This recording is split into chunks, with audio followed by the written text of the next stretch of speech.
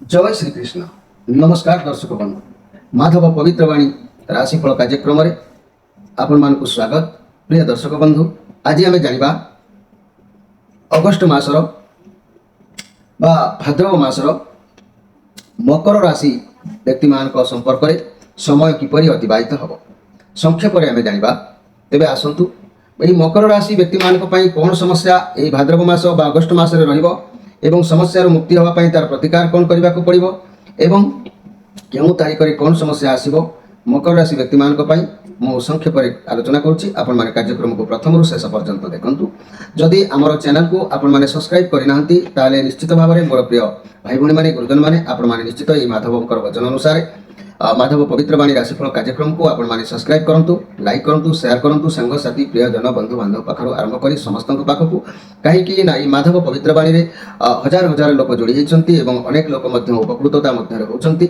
आउ प्रत्येक लोक जोड़ी होगापी प्रत्येक लोकंर किसी समस्या अच्छी से समस्यार समाधान पाए आम स्क्रीन उपर नंबर दौचु। प्रत्येक शनिवार रविवार आम सहित जोगाजोग करेंगे। आर्थिक समस्या ठार आरंभ करी स्वामी स्त्री मन मतांतर पर्यंत किंबा संसार भांगी व्यवसाय क्षति होगा ग्रहरिष्ठ कारण भोगाभोग होगा अनेक प्रकार कथा अच्छी।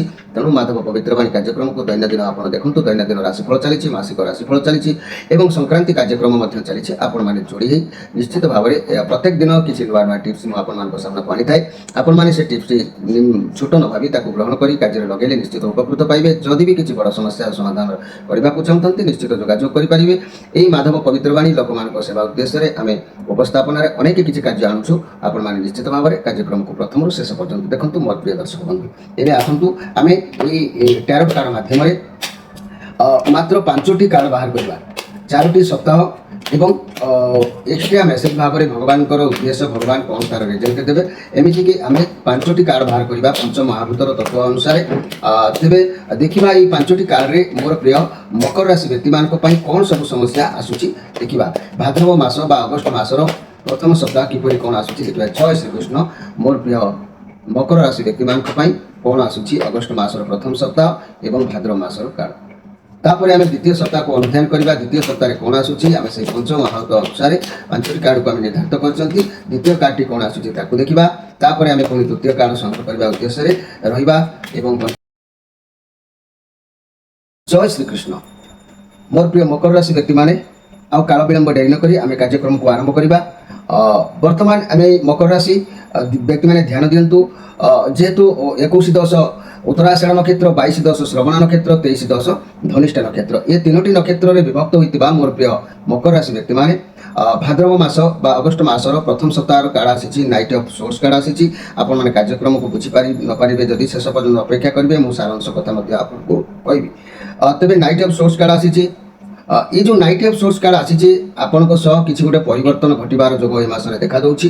कौन बड़ परिवर्तन घटो जार अपेक्षा आप रोते से परिवर्तन को आप स्वीकार करने को पड़ो करवा उचित अच्छी। आपड़ कौन साहसिकता मन भर बांधि रखिए कौन चैलेंज रिक्स आप मुंड को नहीं पारती ए मासरे गोटे लीडर क्वालिटी आपण भितर रिलेशनशिप रे एक बड़ परिवर्तन घटवार जोग देखा दूची। मोर प्रिय मकर राशि व्यक्ति माने जेपरिक मैरिज प्रपोजाल हो पारे कि पार्टनर रिलेशन क्लोज भी हो पारे अर्थात शेष भी हो पारे। तेबे मनी कैरियर आपनकर साहसिकता देखाइबे आगो को बढ़ापी चाकरी क्षेत्र में चाकरी खोजुवा व्यक्ति। तेबे एक्चुअली कहवाक गले यही मकर राशि व्यक्ति माने जो मैंने चाकरी आशायी अच्छा से भल चाकरी जोगाजोग करेंगे किंतु हेले जोगाजोग सफलता मिलवा एते संभव जना जाऊ ना। व्यवसाय किसी गोटे परिवर्तन देखा दे पारे। फाइनेंशियल भल खराब उभय परिवर्तन होबार जो देखा दूची जहाँफल कि स्वास्थ्य उपर किसी प्रभाव पड़ो। तेज मोर प्रिय मकर राशि व्यक्ति मैंने से आप सजग रहा आवश्यक अच्छी कारण ये card night of source card एत स्मार्ट कार्ड नुह आपंकर प्रभाव आपण भारीपण टे पारे। मोर प्रिय मकर राशि व्यक्ति मैंने ये मकर राशि व्यक्ति मान द्वितीय कार्ड टी कौन आसी 3 of cup card. 3 of cup card कहले मन भाराक्रांत मन दुख मन भितर अनेक बोझ मारिदेला परि लागिबो। केवल कार्य सफल न हो कौन कथा आप शुणवे कौन कथा जानवे से खुशी से दुख को भूलवाई आपड़ कौन करेंगे ना सांगसाथी मान सहित हो परिवार सहित हो किसी भी गोटे मनोरंजन कार्यक्रम में भाग नहीं पारती अर्थात किसी पार्टी प्रोग्राम हो खुशी हो कि जहाँकि जो थी कि आपन को एंजॉय करार गोटे मौका ସୁଯୋଗ ଆପଣ ନେବେ ସାଙ୍ଗମାନଙ୍କ ସହିତ ହଉ ବା ଯାହା ସହିତ ହଉ ଏମିତି କିଛି କରି ଆପଣ ମନ ଭିତରେ ସେଇ କାର୍ଯ୍ୟକ୍ରମକୁ ଭାଗ ଦେଇପାରନ୍ତି। ଇଏ କାର୍ଡ଼ ପଜିଟିଭ୍ କାର୍ଡ଼ ଅବଶ୍ୟ ଅଛି। ଭଲରେ ଦିନ ବିତିବାର ଯୋଗକୁ ଆପଣ ଆମନ୍ତ୍ରଣ କରିବା ପାଇଁ ଏମିତି ଖୁସି ବନେଇ ପାରନ୍ତି। କାରଣ ଖୁସି ଆପଣ ଚିନ୍ତା ମନକୁ ଆସିବ ଜୀବନରେ କିଛି ନାହିଁ ଏମିତି ସବୁକିଛି ଏପଟ ସେପଟ ହେଇଯାଉଛି, ତେଣୁ ଖୁସି ବା ଭୁଲିବା ଦୁଃଖ ଭୁଲିବା ପାଇଁ ଏମିତି କିଛି ସମସ୍ୟାକୁ ଆପଣ ଆଦରି ପାରନ୍ତି, ଯାହାଫଳରେ କି ଆପଣଙ୍କର ମାଇଣ୍ଡକୁ ଖୁସି ରଖିବା ପାଇଁ କିଛି ବି ସାଙ୍ଗମାନଙ୍କ ସହିତ ଏନ୍ଜୟ କରିବାର ଏକ ଯୋଗ ଆପଣମାନଙ୍କୁ ଦେଖାଦେବାର ଜଣାଯାଉଛି।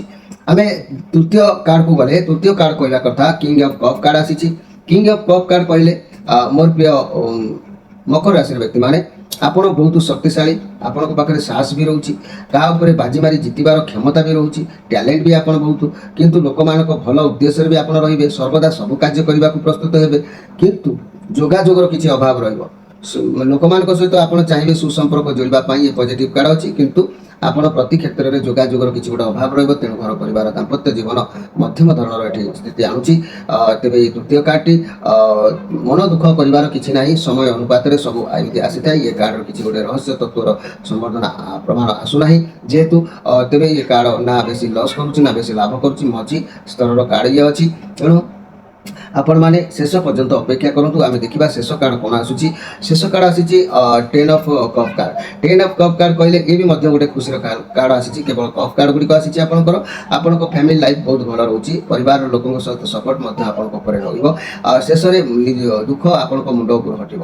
ଯାହା ବି ପ୍ରଥମ ଦ୍ୱିତୀୟ ତୃତୀୟ ସପ୍ତାହ ଭିତରେ ଘଟି ଘଟି ଆସିଥିବ, ଶେଷକୁ ଆପଣ ଲକ୍ଷ୍ୟ ସ୍ଥଳରେ ପହଞ୍ଚିବେ, ଦୁଃଖ ଆପଣଙ୍କ ମୁଣ୍ଡ ଭିତରୁ ହଟିଯିବାର ଯୋଗ ରହିବ। ଛୋଟ ମୋଟ ପାର୍ଟି କରିପାରନ୍ତି, ଯାହା ବି କାର୍ଯ୍ୟ କରିବେ ସବୁଥିରେ ସଫଳତା ଆପଣଙ୍କୁ ମିଳିବ, ସବୁ ଇଚ୍ଛା ଶେଷରେ ପୂରଣ ହେବ। କିନ୍ତୁ କାର୍ଯ୍ୟ କ୍ଷେତ୍ରରେ ଭଲ ବି ରହିବ। ତେବେ ମିଳିମିଶି ଯଦି କାର୍ଯ୍ୟ ଆପଣ କରନ୍ତି, ପରିବାର ସହିତ ହଉ ବା କାହାରି ସହିତ ହଉ, ଏକା କୌଣସି କାର୍ଯ୍ୟ କଲେ ସଫଳତାର ଯୋଗ ଦେଖାଯାଉ ନାହିଁ। ତେଣୁ ପରିଶ୍ରମ ଯେତେ କରିଥିବେ ତାର ରେଜଲ୍ଟ ସେହି ଅନୁସାରେ ଆପଣଙ୍କୁ ଫଳ ମିଳିବ। ଯଦି ପରିଶ୍ରମ ନ କରିଥିବେ, ପରିଶ୍ରମର ଫଳ ମିଳିବା ମଧ୍ୟ ସମ୍ଭବ ହୋଇନଥାଏ। ତେଣୁ ଆପଣ ଯଦି ପ୍ରକୃତ ପରିଶ୍ରମ କରିଥିବେ, ତାହେଲେ ଏଇ ଯେଉଁ 10 ଅଫ୍ କପ୍ କାର୍ଡ଼ ଇଏ ଆପଣଙ୍କୁ ଖୁସି ପ୍ରଦାନ କରିବ। ଏ 10 ଅଫ୍ କପ୍ କାର୍ଡ଼ ଇଏ ବହୁତ ଟ୍ୟାଲେଣ୍ଟ କାର୍ଡ଼। ଆପଣ ଲୋକମାନଙ୍କର ପରାମର୍ଶ ନେବା ଆବଶ୍ୟକ ଅଛି, ଲୋକମାନଙ୍କ ସହିତ ମିଶିବା, ବସିବା, ଖୁସି ହେବା ଏସବୁ ଆପଣଙ୍କର ରହିବା ଆବଶ୍ୟକ ଅଛି, କାରଣ ଏ ପଜିଟିଭ୍ କାର୍ଡ଼ ଅଛି। ଆପଣ ଯଦି ପ୍ରକୃତ ହାର୍ଡ଼ ପରିଶ୍ରମ, ହାର୍ଡ଼ ଚିନ୍ତା, ହାର୍ଡ଼ ଲକ୍ଷ୍ୟରେ ରହିବେ, ତାହେଲେ ଆପଣ ନୂଆ ଜାଗା କିଣିପାରିବେ, ନୂଆ ଘରକୁ ଯାଇପାରିବେ, ଖୁସି ଆପଣଙ୍କୁ ନିଶ୍ଚିତ ମିଳିବ। ବିବାହ ପ୍ରସ୍ତାବ କିମ୍ବା ଆପଣଙ୍କ ଅନ୍ତରରୁ କିଛି ଗୋଟେ ଆନନ୍ଦ, କୌଣସି କାର୍ଯ୍ୟର ଗୋଟେ ପରିସମାପ୍ତି ଘଟିବା ପରେ ଗୋଟେ ଆନନ୍ଦ ଅନୁଭବ କରିବେ। ବହୁତ ଭଲରେ ଦିନ ଶେଷରେ ଆପଣ ମୁଣ୍ଡ ମରିବ। ତେବେ ପରିବାର ଦାମ୍ପତ୍ୟ ଜୀବନ ମଧ୍ୟ ସେତେବେଳେ ଭଲ ଆସିବ, ଆଉ ରିଲେସନ୍ ଘନିଷ୍ଠତା ବଢ଼ିବ। ବ୍ୟବସାୟୀମାନେ ନୂଆ ଗ୍ରାହକୀମାନଙ୍କୁ ଦେଖିବାର ସେତେବେଳେ ସ୍ୱପ୍ନ ଜାଗ୍ରତ ହେବ। ଛାତ୍ରଛାତ୍ରୀମାନେ ମଧ୍ୟ ଭଲ ଆଇଡ଼ିଆରେ ପାଠ ପଢ଼ିବା ପାଇଁ ଉଦ୍ୟମ ଜାରି ରଖିବେ। କିନ୍ତୁ ଇଏ ତ ଥିଲା 4ଟି କାର୍ଡ଼, 4ଟି ସପ୍ତାହର ଘଟଣା। ତେଣୁ ଏ 4ଟି ସପ୍ତାହ ଭିତରେ ଆପଣ କ'ଣ ବୁଝିପାରିଥିବେ ନ ପାରିଥିବେ ସେ ତ ହେଉଛି ଅଲଗା କଥା। ତେବେ ମୁଁ ଆପଣଙ୍କୁ ସାରାଂଶ କଥା ବି କହିବି, ତାରିଖ କଥା ବି କହିବି, ଆପଣ ନିଶ୍ଚିତ ବୁଝିପାରିବେ। ତା ପୂର୍ବରୁ ଆମେ ଦେଖିବା ଏକ୍ସଟ୍ରା ମେସେଜ ଭଗବାନ କ'ଣ ଦେଇଛନ୍ତି। ଏଇ କାର୍ଡ଼ ଯାହା ଆସିଥିବ, ଏଇ କାର୍ଡ଼ର ଅନୁସାରେ ଆମକୁ ଗୋଟେ ପାସ୍ ଫେଲ୍ର କଥାଟା ଜଣାପଡ଼ିବ। ତେଣୁ ପାସ୍ କରୁଛନ୍ତି କି ଫେଲ୍ ହେଉଛନ୍ତି, ଏ କାର୍ଡ଼ ଯାହା ପ୍ରମାଣ କରୁଛି। ଜୟ ଶ୍ରୀକୃଷ୍ଣ। ଏ କାର୍ଡ଼ ଅଛି 2 ଅଫ୍ ସୋର୍ସ କାର୍ଡ଼। ତେଣୁ ଏ 2 ଅଫ୍ ସୋର୍ସ କାର୍ଡ଼ କହିଲେ ମୋର ପ୍ରିୟ ମକର ରାଶିର ବ୍ୟକ୍ତିମାନେ ଚନ୍ଦ୍ରମାଙ୍କର କାର୍ଡ଼ ଇଏ ଅଛି। ଆପଣ ସତ୍ୟ ପଥରେ ଚାଲିବାକୁ ଉଦ୍ୟମ ଜାରି ରଖିବେ। ଆପଣ ସବୁବେଳେ ଏ ମାସରେ 2ଟି ଜିନିଷ ପ୍ରତି ଦ୍ୱନ୍ଦ୍ୱ ଭିତରେ ଆପଣ ଛନ୍ଦି ହେବେ। ବହୁତ କିଛି ଅପରଚୁନିଟି ଆସିବ, ଆପଣ କ'ଣ କରିବେ କ'ଣ ନାହିଁ ଭାବିପାରିବେ ନାହିଁ। ଏ ଦ୍ୱନ୍ଦ୍ୱରେ ରହିବେ, ଏପଟ କାମ କରିବେ ନା ସେପଟ କାମ କରିବେ ନା, ଇଆଡ଼େ ଯିବେ ନା ସିଆଡ଼େ ଯିବେ ନା, କ'ଣ କରିବେ, ଏମିତି ଅନେକ କଥା ଆପଣଙ୍କ ମନ ଭିତରକୁ ଆସିବ ଏବଂ ସାମ୍ନାକୁ କାର୍ଯ୍ୟ ଆସିବ। ଆପଣ କୌଣସି କଥାକୁ ଗୁରୁତ୍ୱ ଭାବରେ ଆପଣ ଗ୍ରହଣ କରିବେ। ଯଦି ଗୋଟିଏ ନିଷ୍ପତ୍ତି ନେଇ କାର୍ଯ୍ୟ କଲେ ଆପଣଙ୍କୁ ସଫଳତା ମିଳିବ, ତା ନହେଲେ ମିଳିବ ନାହିଁ। ଏ କାର୍ଡ଼ ଯାହା ପ୍ରମାଣ କରୁଛି। ଆପଣଙ୍କର ପାର୍ଟନରଙ୍କ ଭିତରେ କୌଣସି କଥାକୁ ନେଇକି ଆର୍ଗୁମେଣ୍ଟ ହେଇପାରେ, କୌଣସି କିମ୍ବା ଯାହାକୁ ଆପଣ ସମାଧାନ କରିପାରୁନାହାନ୍ତି, ସିଙ୍ଗଲ ଅଛନ୍ତି ଯେଉଁମାନେ, 2 ଜଣଙ୍କ ଭିତରେ ଆପଣ ଜଣକୁ ମଧ୍ୟ ବାଛିବାକୁ କଷ୍ଟ ହେଇପାରେ, ଏସବୁ ହେଇପାରେ। 2ଟା ଜିନିଷ ଭିତରୁ କେଉଁଟାକୁ ବାଛିବେ କେଉଁଟା ନାହିଁ, ଏସବୁ ଆପଣଙ୍କ ମନ ଭିତରକୁ ଆଜି ଏଇ ଯେଉଁ ଅଗଷ୍ଟ ମାସରେ ପ୍ରବେଶ କରିବ। ତେଣୁ ଆପଣଙ୍କ କଷ୍ଟସାଧ୍ୟ ହୋଇପଡ଼ିବ, କାରଣ ଆପଣଙ୍କ ଯାହା ଭାବନା, ଆପଣ ପରିସ୍ଥିତିକୁ ଜିନିଷକୁ ଗ୍ରହଣ କରିବେ ନାହିଁ। ମନ କରିବ ଆପଣଙ୍କ ପାଖରେ 2ଟା ସଦାବେଳେ ପ୍ରୋଗ୍ରାମ ରହିବ କିମ୍ବା 2ଟାରୁ ଅଧିକ କାର୍ଯ୍ୟ ରହିବ। ଧର ମନେକର ଟଙ୍କା ଦରକାର, 2-5 ଜାଗାରେ ଏକାଥରକେ ଦରକାର ହେଇପାରେ। କିମ୍ବା ଲଭ୍ ରିଲେସନରେ ଆପଣ ଫସିଛନ୍ତି, 2 ଜଣ ଆପଣ ଭଲ ଲାଗୁଛନ୍ତି କିନ୍ତୁ କାହା ସହିତ ସମ୍ପର୍କ ରଖିବେ, କିମ୍ବା ଆଜି କୌଣସି ସ୍ଥାନରୁ କିଛି ଲାଭ ମିଳିବା ଉଦ୍ଦେଶ୍ୟରେ ଅଛି କି ଦାୟିତ୍ୱ ବହନ ହେବାର ଅଛି, ଆପଣ ଯିବା ପାଇଁ ପ୍ରସ୍ତୁତି ହେଉଛନ୍ତି, କେଉଁ ଜାଗାକୁ ଯିବେ, ଏଠିକି ଯିବେ ନା ସେଠିକି ଯିବେ, ଏସବୁ ଦ୍ୱନ୍ଦ୍ୱ ଆପଣଙ୍କ ଭିତରେ ଏ ମାସରେ ଦେଖାଦେବ। ତେଣୁ ବ୍ୟବସାୟ ଚାକିରି କ୍ଷେତ୍ରରେ ମଧ୍ୟ 2ଟା ଜିନିଷ ସେମିତି ଛନ୍ଦି ହେବାର ଯୋଗ ଦେଖାଦେବ। ଲଭ୍ ରିଲେସନରେ ମଧ୍ୟ 2 ଜଣଙ୍କ ଭିତରେ ଫସିଯିବାର ଯୋଗ ଦେଖାଦେବ। ତେଣୁ ଏ ମାସରେ ଯାହା ବି ସବୁ ଆସୁଛି, ଏଇ ଦ୍ୱନ୍ଦ୍ୱକୁ ଯଦି ଠିକ୍ ନିଷ୍ପତ୍ତି ନ ନେବେ, ତାହେଲେ ଆପଣ ହାରାସମେଣ୍ଟ ଏ ମାସରେ ହେଇଯିବେ। ତେବେ 2 ଅଫ୍ ସୋର୍ସ କାର୍ଡ଼ ଯେହେତୁ ଆସିଛି, ଏ ଚନ୍ଦ୍ରମାଙ୍କର କାର୍ଡ଼, ତେଣୁ ଏମିତି ପରିସ୍ଥିତି ଆସିପାରେ ଯେ କି ଆପଣ ଫସିବାଟା ଫାଇନାଲ। ଯାହା ବି ନିଷ୍ପତ୍ତି ନେବେ ସେଥିରୁ ରିଲେସନସିପ୍ରେ ଟେନସନ୍ ରହିବ, ମନି କ୍ୟାରିୟର କ୍ଷେତ୍ରରେ ଦ୍ୱନ୍ଦ୍ୱ ବଢ଼ିବ। ଭଲ ଖରାପ ଭାବି ବିଚାରି ଡିସିସନ୍ ନିଅନ୍ତୁ। ବ୍ୟବସାୟ କ୍ଷେତ୍ରରେ ଜଣାଶୁଣା ବ୍ୟକ୍ତିଙ୍କ ଠାରୁ ସଜେସନ୍ ନିଅନ୍ତୁ, ତେବେ ଯାଇକି ଆପଣଙ୍କୁ ସଫଳତା ମିଳିବ। ତା ନହେଲେ ଆପଣ ବହୁତ ବଡ଼ ଅସୁବିଧାରେ ସମ୍ମୁଖୀନ ଆପଣ ହେଇପାରନ୍ତି। ତେବେ ଆପଣ ଯାହାକି ଜାଣିପାରିବେନି କ'ଣଟା ଆପଣ କରିବାକୁ ପଡ଼ିବ। ଏସବୁ ତା ଭିତରେ ମୋର ପ୍ରିୟ ମକର ରାଶି ବ୍ୟକ୍ତିମାନେ ତାରିଖ କଥାକୁ ଯଦି ମୁଁ ଆଣିବି, ତାରିଖ କଥା କହିଲେ 1 ତାରିଖରୁ 4 ତାରିଖ ଅର୍ଥ ଲାଭ, ସୁଭୋଜନ, ମନରେ ପ୍ରଫୁଲ୍ଲତା ଆସିବ। ନୋଟ୍ କରିକି ଏ ତାରିଖକୁ ମନେ ରଖନ୍ତୁ। ଆଉ 5ରୁ 6 ବ୍ୟୟ ବୃଦ୍ଧି, ହଇରାଣ ପ୍ରୀତି, ଯାହାକି ହଇରାଣ ହେଇଯିବେ, ବହୁତ ହଇରାଣ ହେଇଯିବେ, ଟିକେ ଘାଣ୍ଟି ଭଳି ହେଲା ଭଳିଆ ଲାଗିବ। ଆଉ 8, 9 ପାରିବାରିକ ସୁଖ ଶାନ୍ତି ଦେଖାଦେଲେ। 10, 11 ଧର୍ମକର୍ମ ଉପରେ ଆପଣଙ୍କର ଆସ୍ଥା ବଢ଼ିବ। 12ରୁ 16 ଉତ୍ସାହ ବୃଦ୍ଧି, ପ୍ରୀତି ଭାଷଣ, ସୁସମ୍ବାଦ, ସର୍ବ ସୁଖ ଲାଭ ଅନୁଭବ କରିବେ, ଯାହାକି ଆପଣ ଏନ୍ଜୟ କରିବେ, ଉପଭୋଗ କରିବେ ମୁଁ କହିଛି। ଆଉ ତାପରେ 17, 18 ମନ କିନ୍ତୁ କଷ୍ଟ ରହିବ, ବହୁତ ଖର୍ଚ୍ଚ ହେବ, ବ୍ୟୟ ବୃଦ୍ଧିର ଯୋଗ ଦେଖାଦେଉଛି। ଆଉ 19ରୁ 22 ସୌଭାଗ୍ୟ ପୁଣି ବୃଦ୍ଧି ହେବ, ବାଣିଜ୍ୟରେ ଲାଭ ଆସିବ। 23ରୁ 25 ପୁଣି ଦେହ ଖରାପ ହେବ, ମନ ଖରାପ ରହିବ, ପୀଡ଼ା ଲାଗିକି ରହିବ, ସମସ୍ୟା ଛିଣ୍ଡିବ ନାହିଁ। ମାନେ ଦ୍ୱନ୍ଦ୍ୱ ଭିତରେ ଆପଣ ରହିବେ, କ'ଣ କରିବେ କିଛି ମାଇଣ୍ଡ ବୁଝି ହେବ ନାହିଁ। ଆଉ 26ରୁ 31 ତାରିଖ ପର୍ଯ୍ୟନ୍ତ ତାପରେ କ'ଣ ହେବ, ଯଶ ବୃଦ୍ଧି, ସୌଭାଗ୍ୟ ବୃଦ୍ଧି, ଗୃହରେ ଶାନ୍ତି, କୌଶଳ କାର୍ଯ୍ୟ ସିଦ୍ଧି ହେବ।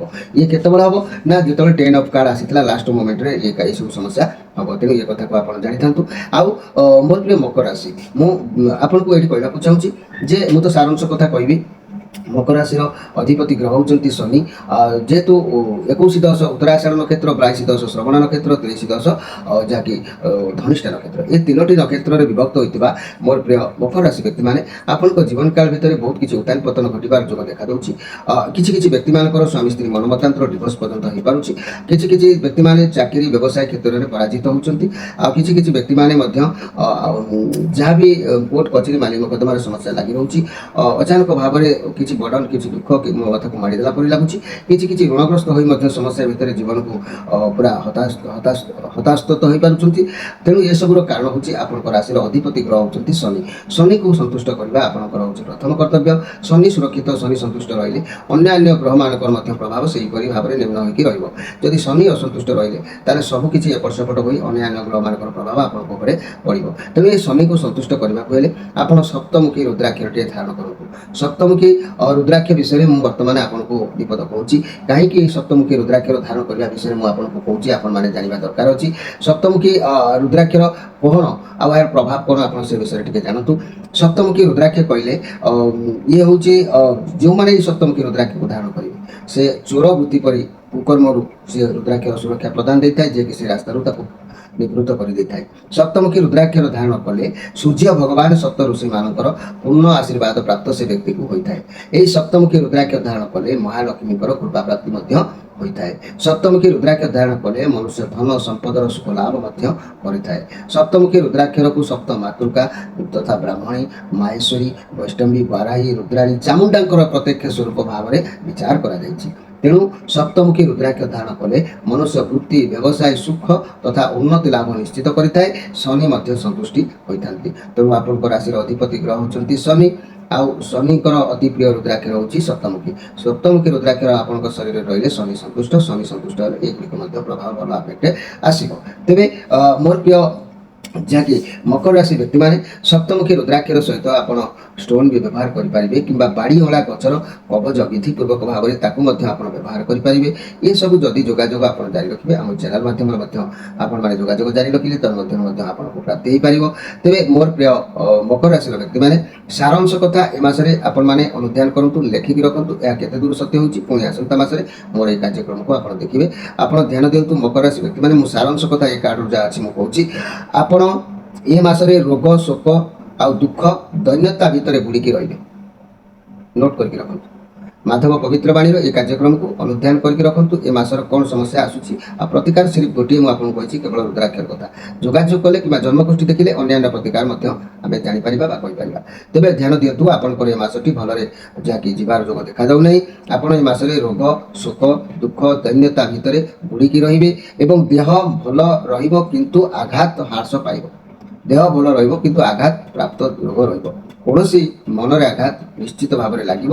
କର୍ମକ୍ଷେତ୍ରରେ ବହୁତ ଝମେଲା ବଢ଼ିବ। जो झमेला को आपण भितर डर रोचे से झमेला निश्चित बढ़ आय ह्रासर पाइब एवं पारिवारिक जीवन में प्रीतिहानिर जोग पारिवारिक जीवन में मन मतांतर देखादेव सामान्य सामान्य कथार चिड़चिड़ा भाव जागृत कराइब माइंड को एवं से प्रीतिहानिर जोग चाकरी रे अभियुक्त होइजिबे चाकरी जदि करूचंती अजथारे अभियुक्त होइजिबे आउ व्यवसाय रे फल मध्यम किंतु रहिब व्यवसाय प्रति एते उन्नति नाही कि एते नीच नाही व्यवसाय प्रति आपण को करिवे मध्यम फल आपण को प्राप्ति हो पढ़ा पढ़ी रे पिला माने अवहेला करी बारंबार स्कूल ट्यूशन रे अपमानित होबार जोग मध्य रहिबो तेणु मोर प्रिय मकर राशि भाई भाई माने आपण माने निश्चित ए मासरे टिके केयरफुल भाव रे रहंतु मानसिक टेंशन बढ़िले मध्य ईश्वर को नाम नियंतु आउ एई रुद्राक्षर ग्रहण करंतु जे कि आगामी समय रे एमती बेसी समस्या किछि न आसु जो समस्या आसुना काहे कि ता समाधान होई जबार बाट खोली जाउ जे करी तेबे मोर प्रिय दर्शक बंधु ये थिला आपण मानक पई संक्षेप रे वार्ता मोर अगस्त मास बा भाद्रव मासर